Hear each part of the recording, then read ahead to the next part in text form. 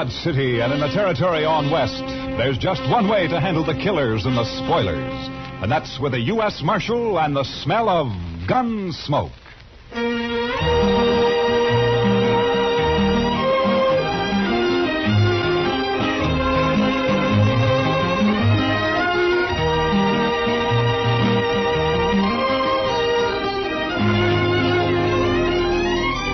Gunsmoke, starring William Conrad. The story of the violence that moved west with young America. The story of a man who moved with it. Matt Dillon, United States Marshal.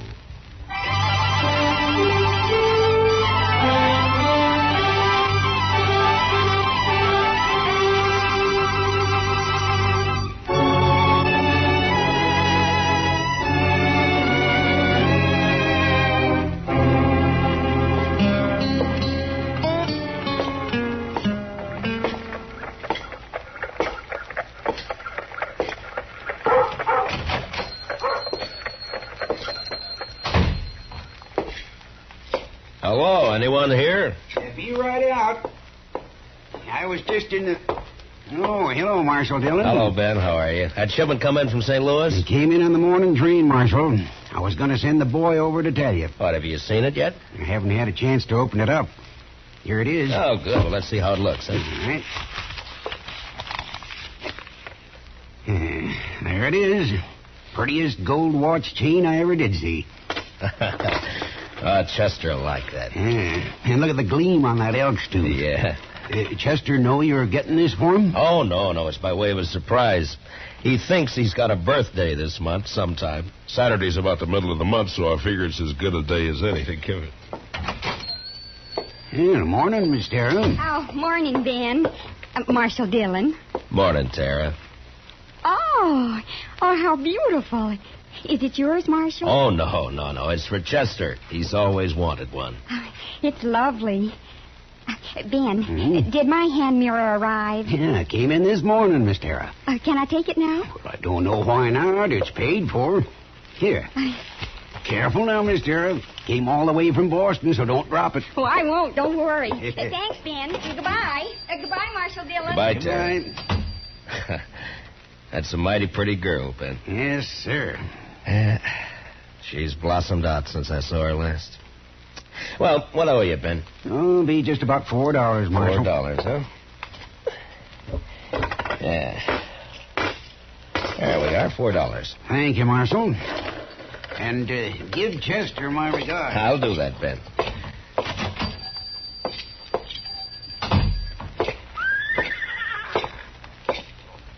Morning, Miss Lane. Morning, Marshal. Morning. Morning, Marshal. Hello, John. Oh, hello, Marshal. Good morning, Chester. Well, morning, Mr. Dillon. Put this in the safe for me, will you? Yes, sir. How was the auction yesterday? You know, Mr. Dillon, I never did see so many horses and mules. You buy anything? No, sir, Mr. Dillon. But Asa Welton bought that old stud horse off Mr. McGovern. No, is that so? Yeah. You know, I feel sorry for poor old Asa. Why, that stud horse has got a ring bone so bad he can't hardly walk. Well, Asa isn't very smart when it comes to horses, I'm afraid. No, sir, he ain't. And I purely hate to see him lose good money on a horse like that. Why, he paid $19 for that horse. No? Well, he'll make out if the stud can get him some colts. Mm-hmm. Yes, sir, I guess. That is, if he's got a mare.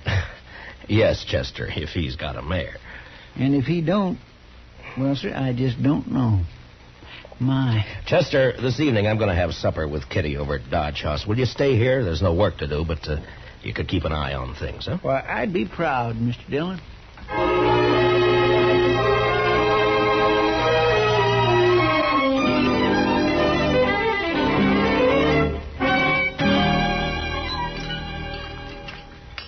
More coffee, Kitty?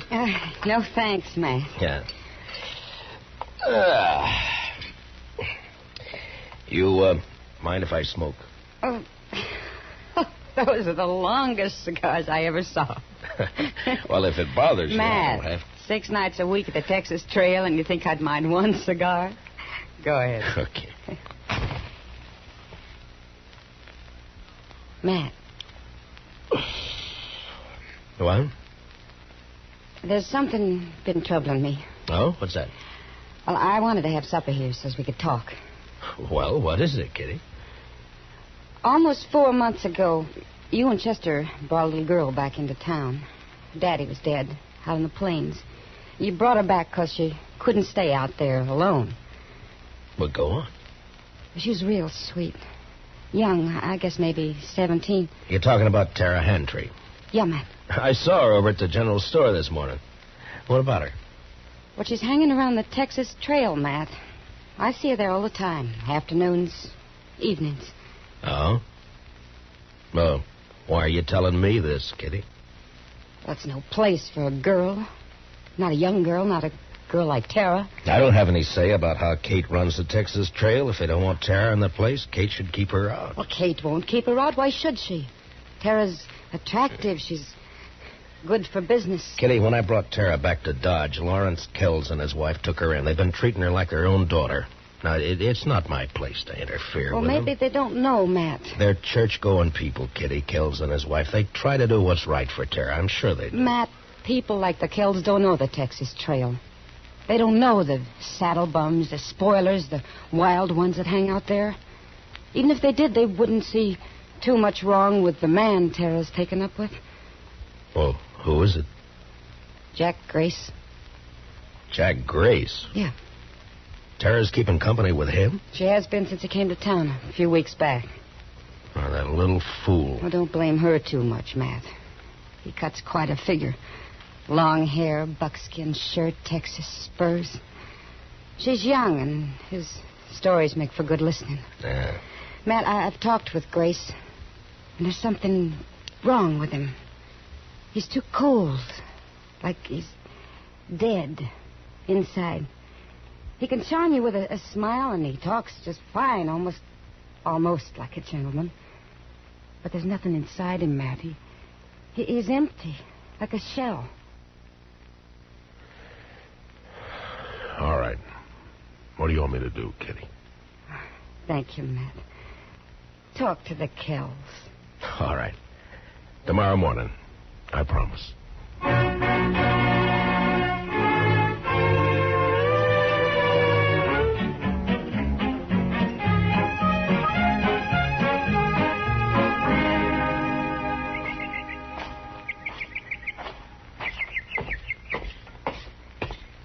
Good morning, Marshal Dillon.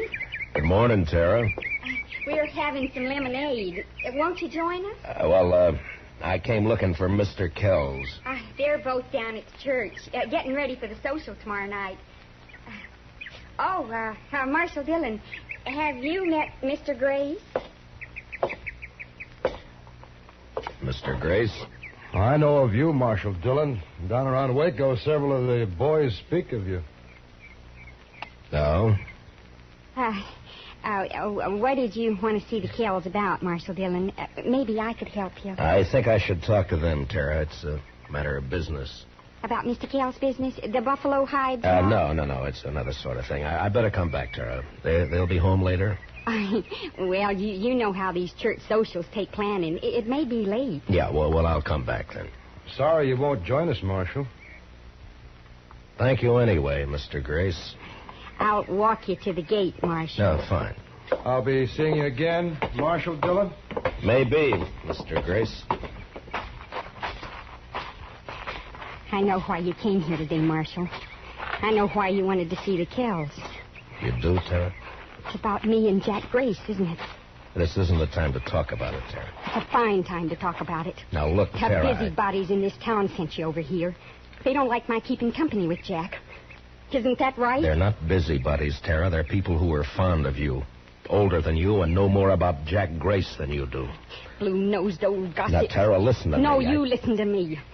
For as long back as I can remember, Pa and me worked that dried-up old homestead. Alone after Ma died. It killed Pa. Came near to killing me. Look, when I brought you into Dodge, the Kells took you in. They treated you like their own daughter. Mr. Kells is a wealthy man. He's given you everything he can. And I'm grateful to him. He's tried hard to do all the things Pa would have done if the plains hadn't killed him.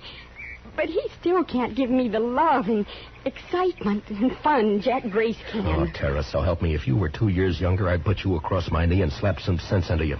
Now, if you hurt the Kells because of Jack Grace or if you get yourself in trouble, I'm going to forget about this. I didn't know better. I'd say it was a lover's spat. I'll be back later, Tara. There isn't much point in that, Marshal Dillon. From what I could hear on the porch, Miss Tara seems to have said what she thinks real plain. I'll be back later, Tara. Will you tell him? I don't know why you bother, Marshal. If the Kells are ones to worry about loose reputations, they might not pay too much attention to you. What are you getting at? A U.S. Marshal who sniffs around one of the girls at the Texas Trail isn't in the best of company, and after all, everyone knows that Kitty is... Now get up. And if I ever hear you've mentioned Kitty again, I'll come after you. Why don't you do that? I will. Good day, Tara. But, Jack, I'll call back for you later this afternoon. I'm sorry, Tara. I didn't mean for this to happen. You're just a big, blundering, stupid bully. Tara, please. And if you mess up the one thing that means happiness for me, I'll help him kill you.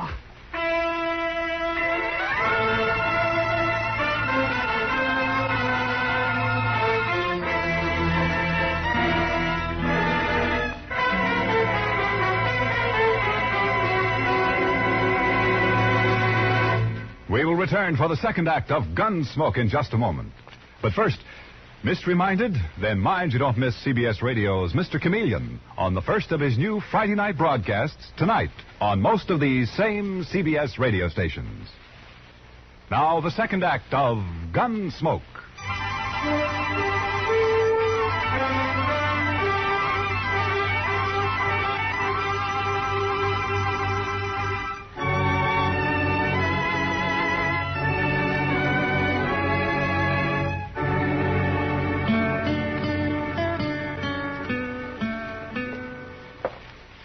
Chester told me you wanted to see me, Mr. Dillon.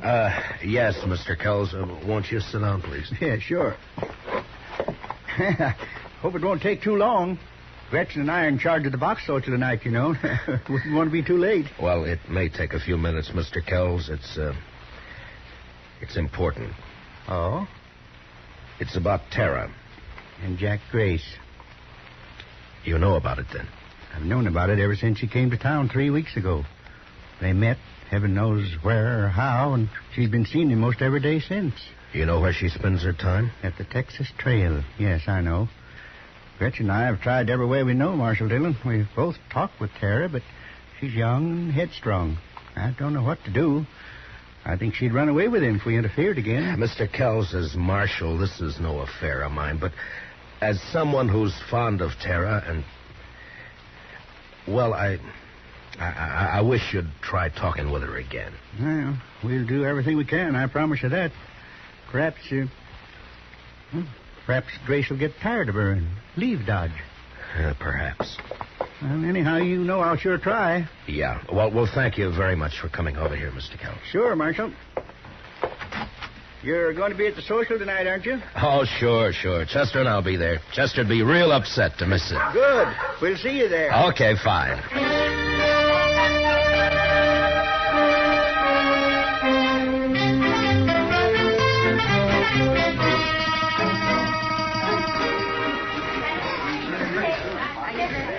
Mr. Dillon, this is Miss Honeycutt. How do? I'm proud to know you, ma'am. I bought her supper box. Did you bid on any supper boxes, Mr. Dillon?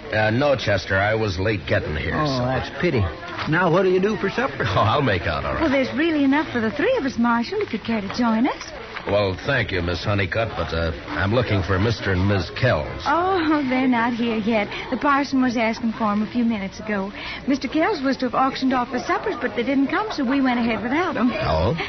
You sure you won't join us, Marshal? No, thank you, ma'am. I'll just wait for the Kells. Perhaps I'll walk back toward their place and meet them on the way. Well, all right, Mr. Dillon. Miss Honeycutt and I'll be right over there if you need me. I don't think I will, Chester. You just go ahead and enjoy yourself. Real pleased to meet you. Nice to have met you, Miss Honeycutt. Mind that bench, Miss Honeycutt. Yes, thank you.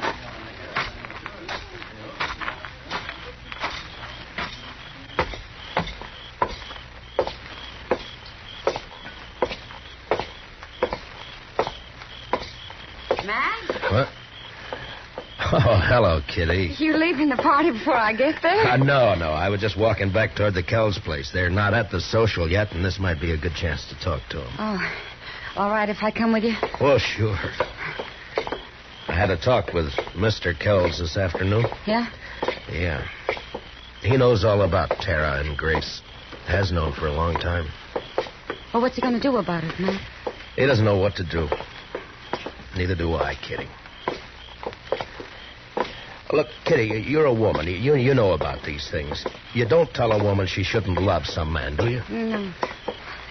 No, you don't. Kells has tried hard. He's done everything he can. Well, he's a wealthy man. He could send her east for a few months on a visit. St. Louis, maybe. To forget Grace? Yeah? Would it do any good? No.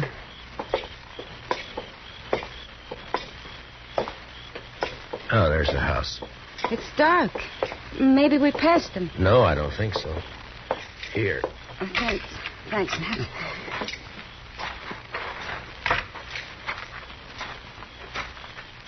Kitty? Yeah? Maybe you better wait here, huh? Matt, what is it? The house shouldn't be dark. We didn't pass them. What are you going to do? I'm going inside. I'll come with you. All right, come on.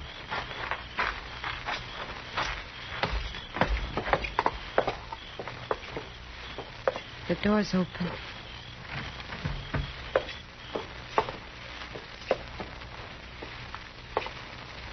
Oh, Matt. Matt, look. Stay here, Kitty. Shot, both of them. Oh. No wonder they were late for the auction. Kitty, go back to the church social. Find Chester. Have him meet me at the jail. Tell Doc to come over here. What are you going to do, Matt? I don't know. Look around, maybe. Why this? What for? Who knows why people kill, Kitty? Money, maybe. I don't know. But who'd do it, Matt? Who'd kill the Kells? Someone who hated him enough or thought they had something he wanted. Bad. Real bad. Grace? Will you please get Chester and Doc? Yeah.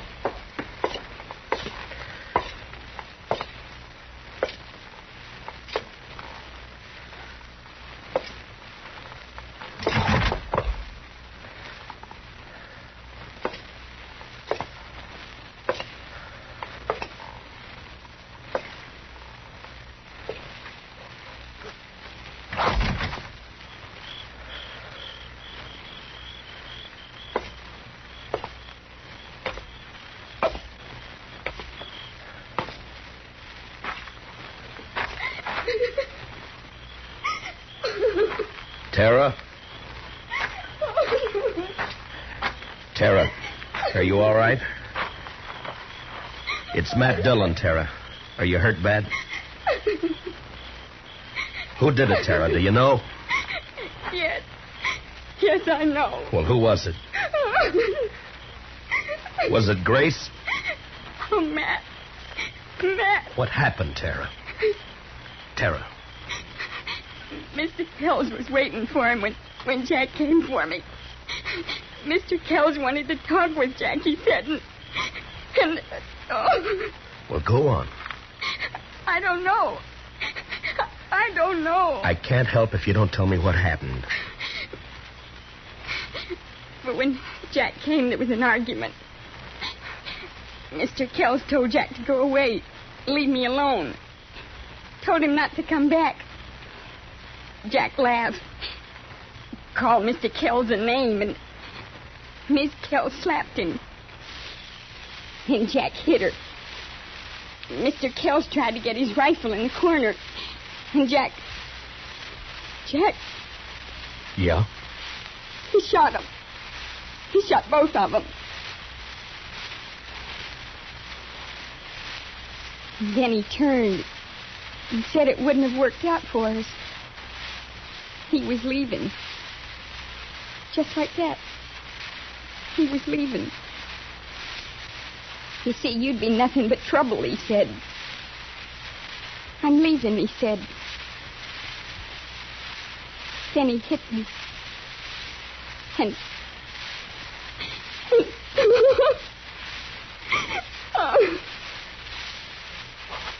Doc will be here in a few minutes, Tara.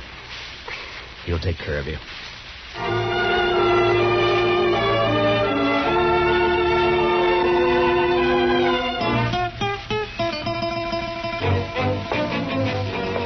You want me to go with you, Mr. Dillon? No, you stay here. Get me that Winchester, will you? Yes, sir. Here you are. Thank you.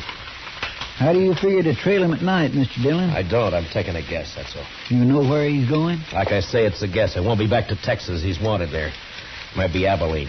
Ben Thompson would cover for him there. You'll have an hour or more start on him, Mr. Dillon. Yeah, I know, but I figure to take the back country and ride hard. Maybe he'll cut his sign by morning. You'll be riding 3 miles to his 1. I'll take the buckskin. He can last. Yes, sir. Don't you want me to follow you? I should be back by tomorrow night. You stay here and help Kitty and Doc with everything. And take good care of the girl. She needs help. Yes, sir. Good luck, Mr. Dillon.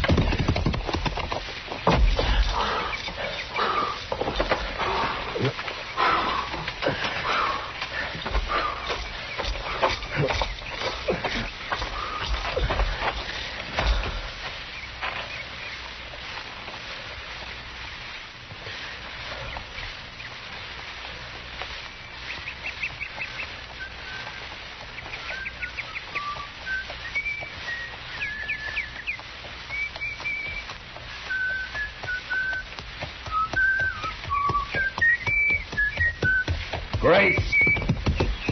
You can't see me. Don't bother to try. Just drop your gun belt. Easy. And your rifle. Throw it down. Now keep your hands high, just like they are.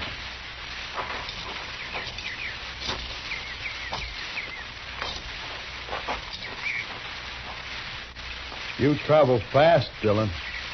I didn't waste time getting to here. I know this country better than you, Grace. Roads aren't always straight. Even so, that buckskin of yours must be quite a piece of horse. He is. We'll be starting back right quick, but meanwhile you just sit tall right where you are. Arms will get tired. Taking me back to jail in Dodge. Well, what do you expect? You murdered 2 people just last night, tried a third. I just hit Tara down. I don't know as I tried to kill her. You must have known I'd come after you. I figured maybe you'd start tracking me toward Texas. I didn't give you credit to think of my heading for Abilene. I guess the joke's on me. Yeah, I guess it is. You know, I don't understand what goes on inside you, Grace. There's no point in my getting riled. You got me cold, Deck. Someone told me earlier you were just a shell, that you were empty inside. But by heaven, you are. You're crazy, Grace.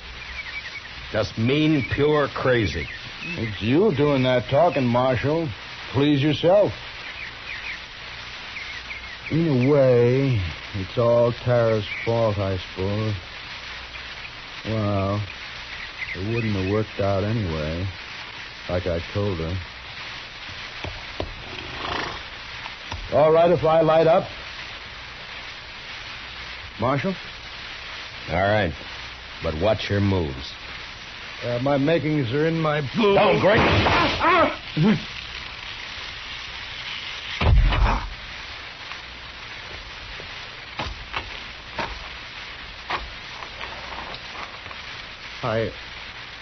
I didn't know the Kansas marshals were so fast.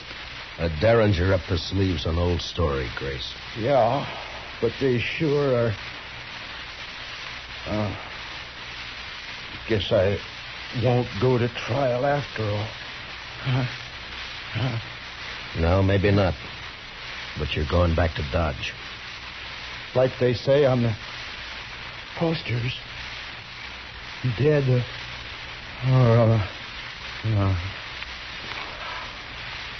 Yeah. Dead or alive.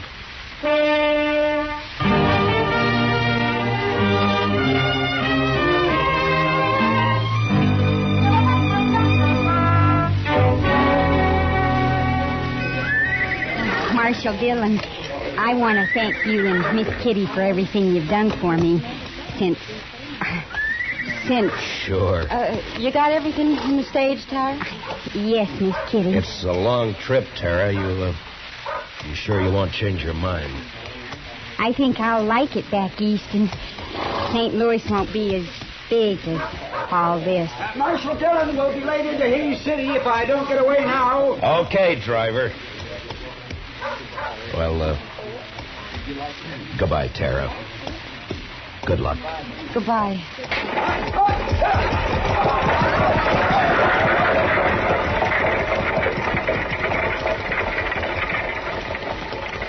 Well, Matt, she's gone. Yeah. I don't blame her for wanting to leave, Kitty. The West took nearly everything she loved. Her ma and pa, and the Kells. And her true love. Look, Jack Grace?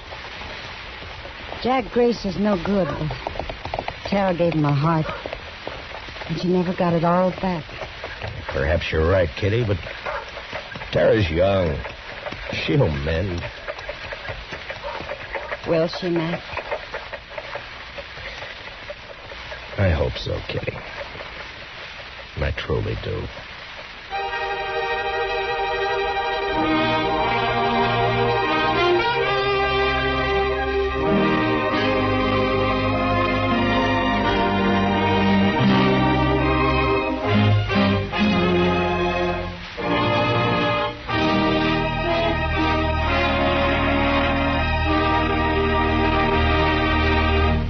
Gunsmoke, under the direction of Norman Macdonald, stars William Conrad as Matt Dillon, U.S. Marshal.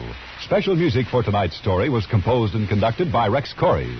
Featured in the cast were Sammy Hill as Tara and John Daner as Jack Grace, with Ralph Moody, Joe Duval, and Vivi Janis, Parley Bear as Chester, and Georgia Ellis as Kitty.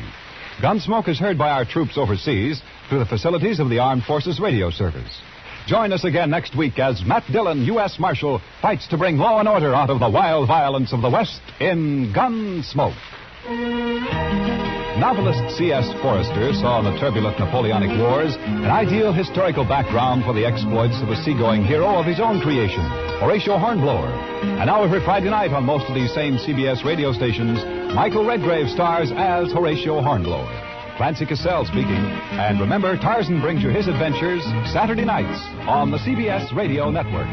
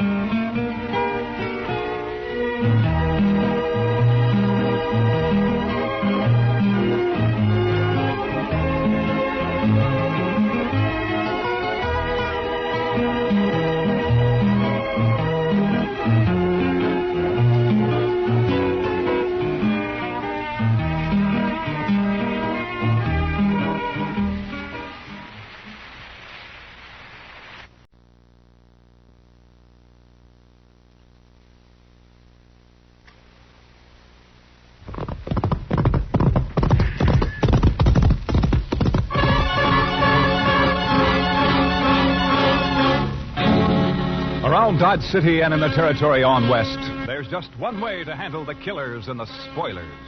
And that's with a U.S. Marshal and the smell of gun smoke.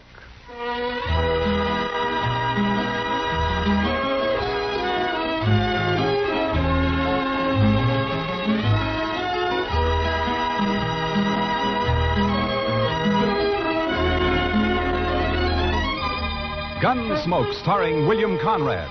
The story of the violence that moved west with young America. the story of a man who moved with it.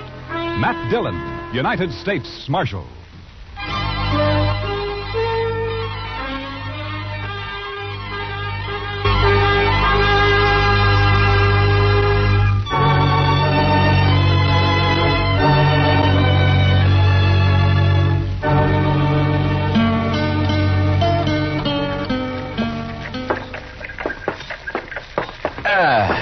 You know, Chester, a morning like this makes a man glad to be alive. Oh, it's a fine one, all right, Mr. Dillon. Yeah. A little nippy, maybe, but just fine. Indian summer hanging on and winter holding off. You know, Chester, this time of year, I wouldn't trade western Kansas for everything east of the Mississippi. Ah, good. Pedro's got a fire going. I built the fire, Marshal Dillon. Oh, good morning, Caleb. I've been waiting in this jail office for a full 2 hours. What time do you start work, Marshal? You know Caleb Andrews, don't you, Chester? Oh, yes, indeed. How are you, Mr. Andrews? Marshal, I have an order here from the U.S. District Court. I believe it's your job to serve such orders. Yeah, it is. I don't get them often, though. Order of foreclosure and eviction on Ed Blake. Why are you doing this to Ed, Caleb? The man borrowed money from me. Gave me a mortgage on his farm and household effects. He can't pay it. Why do you think I'm doing it? It only came due 3 days ago. You sure didn't waste any time. I'm not interested in your opinions, Marshal Dillon. Yeah, amount of the mortgage. $420. What do you need with $420? You own half of Ford County now. Marshal, it's not your place. You know as well as I do why Ed Blake can't pay this off. His horse rolled on him last spring and broke his leg. And his wife and kid nearly broke their backs trying to get a crop out. I didn't come here to listen to you. If you your... let this ride on through the winter, you'll get your money out of it. If you go ahead and foreclose now, you'll wipe him out. Marshal, I already have foreclosed. You'd break a man for $420 you don't even need, huh? As I said, your opinions don't interest me. All I expect from you is to serve these papers. All right, I'll serve them. You'll notice they're to be served today. I said I'd serve them. Now get out. What? This office belongs to the United States government, and as far as I know, that's one thing you got no mortgage on, so get out. You may find I have some influence in Washington, Marshal Dillon. Then see if you can get me a decent salary for this rotten job of mine. It sure was a fine morning, Mr. Dillon. Yeah, it was. All right, Chester, let's saddle up.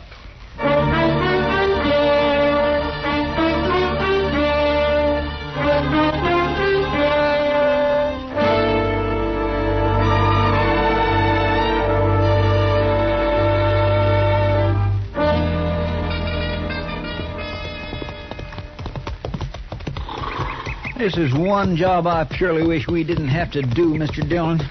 Yeah. My, this sure is a nice farm. Ed and Martha have put in a lot of work here the last 4 years. We don't have any choice, Chester. Yes, sir, I know. It's a downright shame, though. Hey, Marshal! Oh, but... Well, hi, Jimmy. Look at here what I got, Marshal.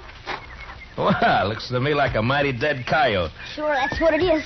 He's been killing my chickens, so last night I hid out behind the barn. Yeah? I got him with one shot, Mr. Dillon, and there wasn't even a full moon. Well, that's fine, Jimmy. Matt Dillon, how are you?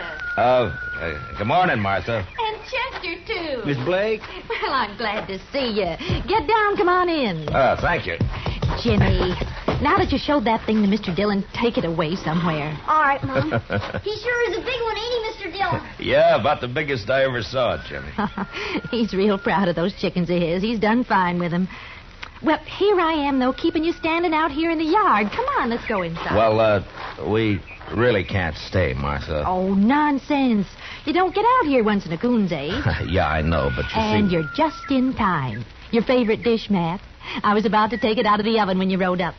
Cornbread. Buttermilk cornbread, huh? That's right. Ed's not here, but you will stay, won't you? Well, Martha, I'd like to, but, well, we just can't, that's all. The thing is that,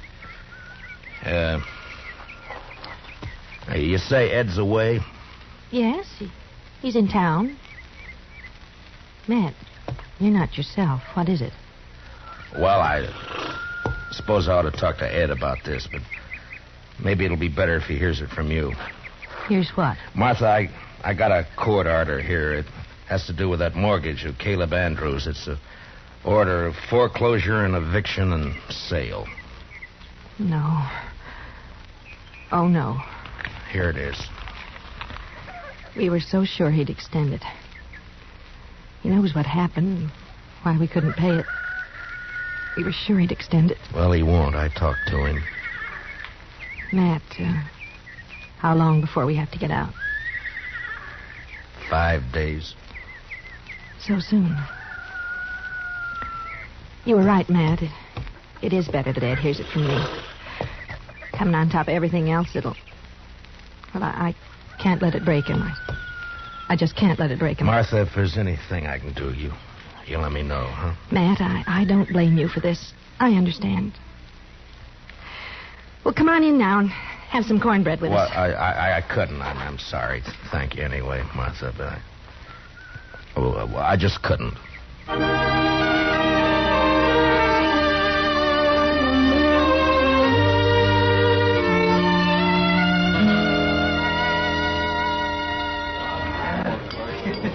Matt, you looked low all week. It's just things in general, Kitty. Sometimes you get to wondering if it's all worth it or not. The Blakes, huh? Chester was telling me. Chester talks too much. It's not your fault, Matt. Somebody had to serve the order. Somebody has to be hangman, too. Life's never all good, Matt. There's always a little bad in it. Well, in my job, it's more than a little. Try making your living sometime as a dance hall girl. Yeah, I guess. But when you gotta go out and boot somebody like the Blakes off their land and out of their home, then you start wondering what's right and what's wrong, that's all. Well, if you find out, Matt, let me know. I've always... Oh, there you are, Marshal. I stopped by the jail.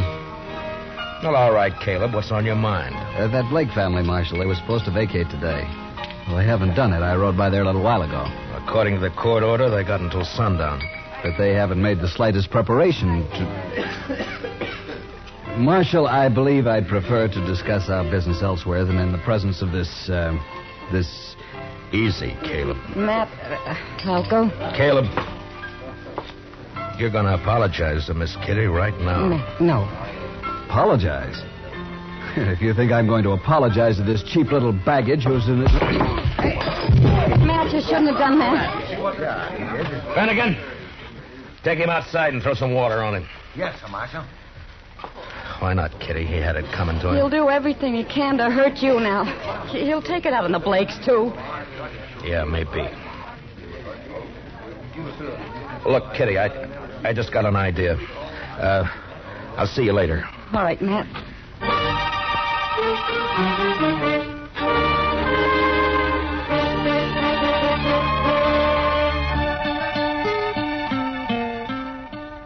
But, Matt, the mere fact a man runs a bank doesn't always mean he's got a free hand in everything he does. A bank has stockholders, a board of directors.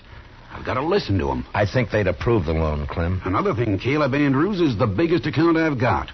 If I crossed him by taking this loan you suggest, Matt, he'd break me. I see. All right, Clem. Forget it. Matt, I realize I'm under obligation to you. You saved my life that time the James brothers held me up. Saved the bank, too, in fact, but... That was part of my job. Yes, he's in town. Matt. Other friend. Matt, I'd like to do it, but I just can't. Don't you see? Yeah, sure, Clem. I see.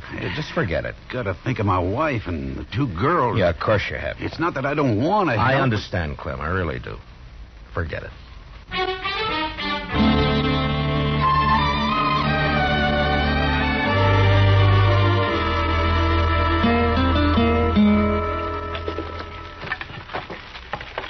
There.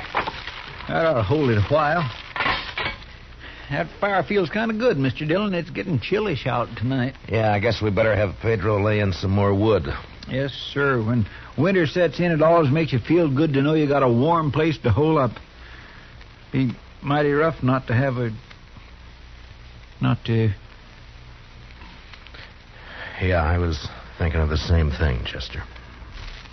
You suppose they vacated this afternoon? I don't know. We'll ride out there in the morning and find out. Sure is a shame. It's just too bad that... Come in.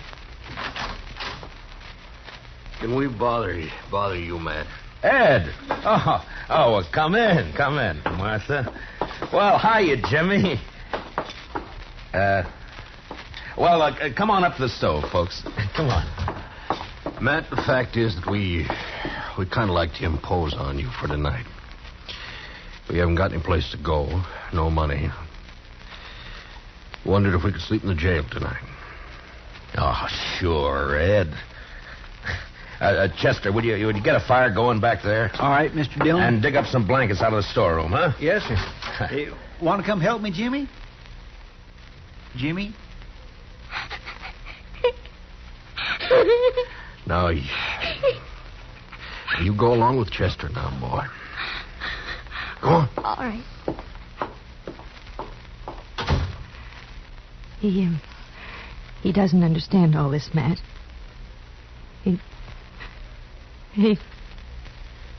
Ed, we may as well get your stuff out of the wagon, I guess. Well, there ain't any wagon, Matt. We walked into town. 6 miles? With that leg? I know, but that wagon, the horses, all the household goods, they're all covered by that mortgage. We didn't take anything. Except the clothes on our backs. Oh, so help me, Ed. So help me if I could... It's all right, Matt. We know how you feel. But after all, we started with nothing before. We can do it again. But there's no reason you should have to. We do have to, though. And that's that. Ed and I can accept it. We're not bitter any longer. Jimmy can't understand. He's been carrying on pretty bad, but he's just a boy. And in time, he'll be able to... Dillon? Yeah, what is it, Chester? It's Jimmy. He grabbed a rifle from off the rack and took out the back way. I couldn't stop him. What? But where on earth's he going? I think I know where he's going. And heaven help Caleb Andrews if we don't catch him.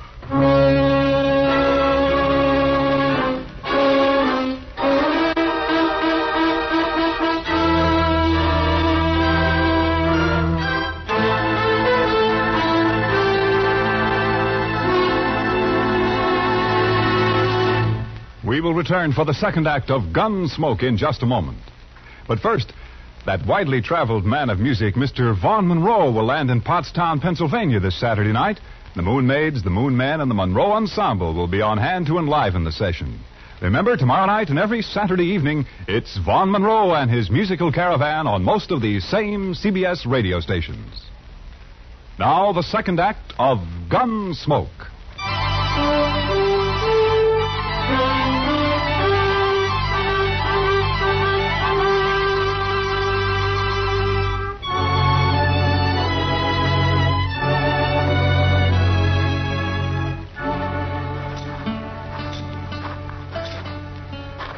That's Mr. Andrews' house there on the corner. Looks dark, Mr. Dillon. Yeah, he may not be home. I sure hope he isn't. No sign of the boy around. Reckon he broke in the house, Mr. Dillon? Maybe. Anyhow, it's 10 to 1. This is where he headed for. His mother said he was real upset about it, and it's just like a kid. Chester? There's somebody back of that tree up there on the left. Yeah. Think it's him? I don't know. Just keep on walking. Yeah, it's him, all right. I can see the moonlight on the rifle barrel. Will we try to rush him, Mr. Dillon? Well, not unless you're thinking of suicide. I'm going to talk to him, Chester. Jimmy? It's me, Matt Dillon. Go away, Mr. Dillon. Better go away now. Don't bother me. I can't do that, Jimmy. You're a friend of mine, and I figure you're waiting here to do something that you'd be sorry for, and I can't let you do that. Nothing you can do about it, Mr. Dillon. I got a gun here, and I'm going to kill him. You go away now. Leave me alone. Jimmy, I know how you feel. I don't like Caleb either, but killing him's no answer. You folks feel bad enough already. Think how it would hurt him if you did. Stop, Mr. Dillon. I'll stay where you are. Don't come any closer. I have to, Jimmy. It's my job. So if you're going through with this, I guess you'll have to kill me first. No, No, Mr. Dillon, now stay back. I'm sorry, Jimmy. I don't have a choice. But you do. No. No. I couldn't shoot you, Mr. Dillon. You know that. Sure. I knew you couldn't. I kept waking up nights and hearing Mom crying. Dad would sit up all night without the lamp lit, no fire, not saying anything, just sitting. Easy now, Jimmy. Why is he doing it to us, Mr. Dillon? Jimmy, listen to me. Will you do something for a friend? Yeah. If you say so. All right. Then take that rifle. Matt, we know how you feel. But after all, we started with nothing before. We can do it again. Yeah. I promise, Mr. Dillon. I'm sorry, and I'll do like you say. You're all right, Jimmy. Good night, son.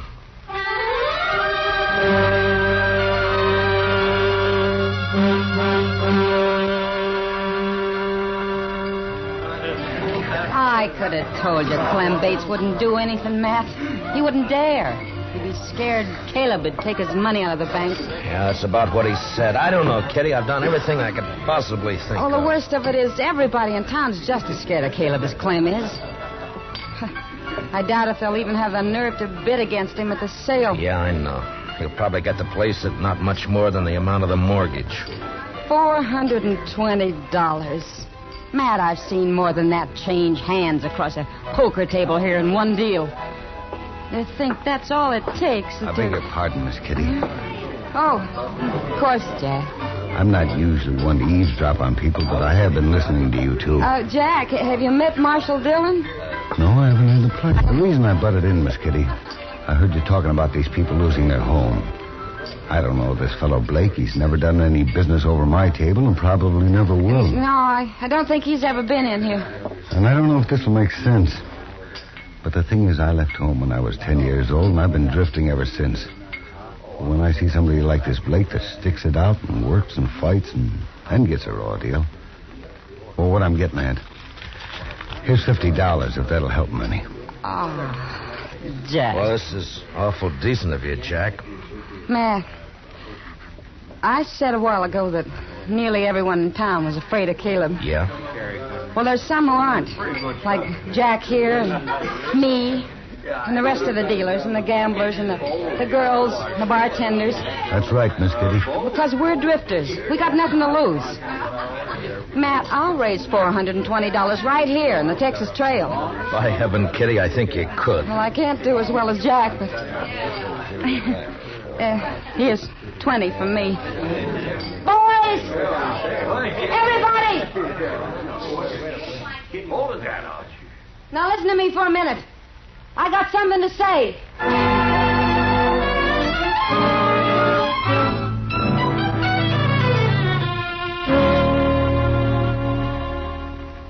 He's sure taking his time getting here, Chester. Well, I told him what you said, Mr. Dillon. Well, that ought to bring him on the run, if anything will. Anytime Caleb figures he's about to lose $1 or $2, it's hitting him where it hurts. The Blakes turned in for the night? Yeah, I guess so. It's been quiet back there for the last few. Marshal, what's this all about? Well, shut the door, Caleb. We're trying to keep it warm in here. Would you mind telling me why I've been called over here at this time of night? Yeah, sure. Here's $420. The Blakes want to pay off the mortgage. They do they? The court costs up to now probably run about $10. I'll pay that myself. That's mighty generous of you. Well, good night, Marshal. Is it a deal, then? I am not the least bit interested in having that mortgage paid off, Marshal Dillon. The Blake farm is worth about $2,000 now, and in 5 years it'll be worth 3 times that much. Land's going up in Ford County. That's why I'm grabbing every piece I can get. So I don't want the money. I want the farm. And when it's put up for sale, I'll get it at my own price. The foreclosure still goes. I see. Good night, gentlemen. Well, I guess that's that, Mr. Dillon. I don't know why I even thought he'd take the money. The Blakes won't get a cent out of the sale. He'll scare everybody off and bid it in a few dollars over the amount of the mortgage, and nobody in town will even try to... even try to. Try to what, Mr. Dillon? Chester, I'm going over and wake up Clem Bates. I got an idea, and if it works, we'll hold that sale at noon tomorrow. That's pretty short notice to find an auctioneer. I don't need an auctioneer, Chester. This one I'm going to run myself.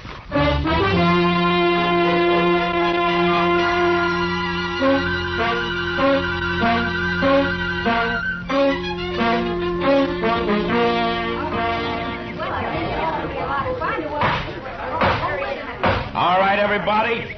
All right. Now, all of you know what we're here for.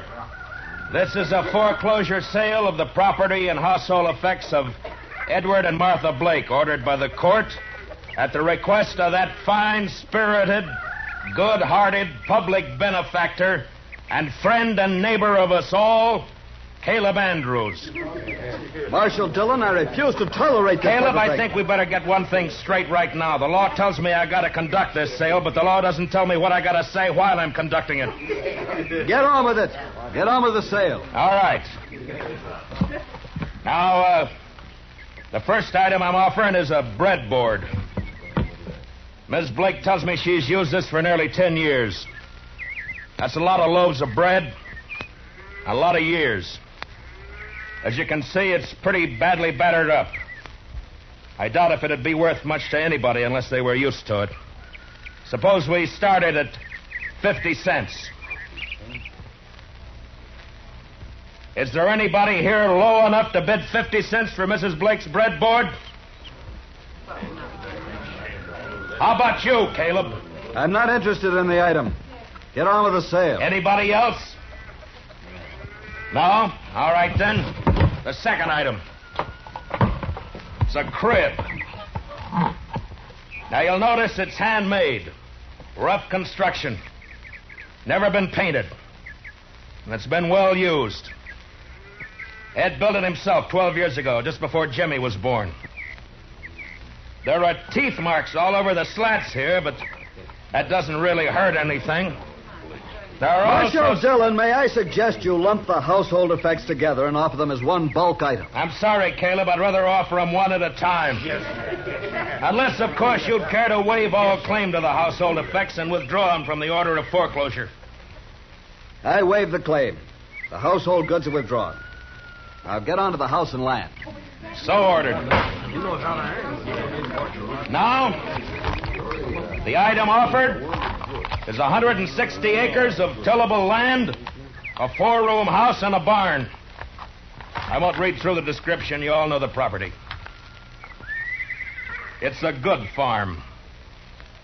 The amount of the mortgage is $420, held by Caleb Andrews. All right, the bidding's open. What am I offered? $450. I have $450 from Caleb Andrews.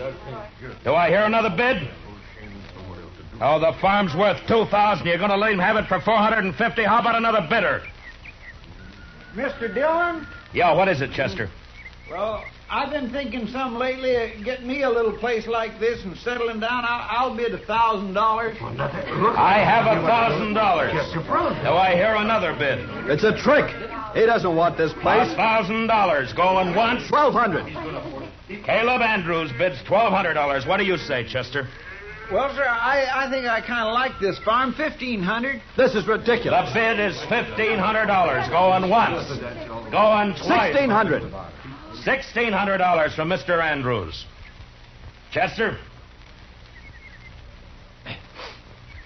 $8,420. He never had that much money in his whole life. Do I hear another bid? Oh, what do you say, Caleb? Do you think I'm a fool? Going once, going twice, sold. The Chester Proudfoot for $8,420. The buyer will come forward and complete the sale. Don't you worry none about me, Mr. Andrews. I got it right here. There's $8,000 in $500 bills, and here is the $420. Where did you ever get that much in cash? Well, I save my pay, Mr. Andrews. Then, of course, I drink just mostly beer. It adds up after a while. Caleb, I guess $420 of this is yours. And that takes care of the mortgage. Well, Ed, it's like you made a pretty fair profit on the place. A lot better than I expected. Here's Matt. your money. Thank you, Matt. But I tell you, I'd still rather have the farm than the money. Well, now, I've been sort of thinking it over, Mr. Blake. Maybe I kind of lost my head. But when you come right down to it, I don't know what I'd ever do with a farm, so if you'd like to buy it, I'll take a $420 loss and sell it back to you for $8,000 cash. Done. Here's your money. This is unheard of. They can't do it, Marshal. Well, as far as I know, there's no law against a man selling his own property. Now, the way I see it, Mr. Andrews, is right this minute you're a trespasser on my property. Come on, let's go. We're going. Who do you think you're landing? Chester, you better get that $8,000 back to the bank. Clem Bates is probably worrying himself into a breakdown for fear somebody will find out that he let us have it. All right, Mr. Dillon, I'll see you in town later. Yeah. Oh, Matt, I don't know how we can ever thank you for what you've done. Not me, Martha. Thank the bunch that work at the Texas Trail. You know, they're bums and drifters, most of them. But when Kitty told them the story, they really came through. We'll pay it back, Matt, every cent of it. And, well, that girl, Kitty, I guess I've said some hard things about her in the past, but... Matt, will you ask her to come out to dinner some afternoon? What? I'd like to thank her myself. Sure, Martha. I'll ask her. And I think she'll appreciate that more than you'll ever know.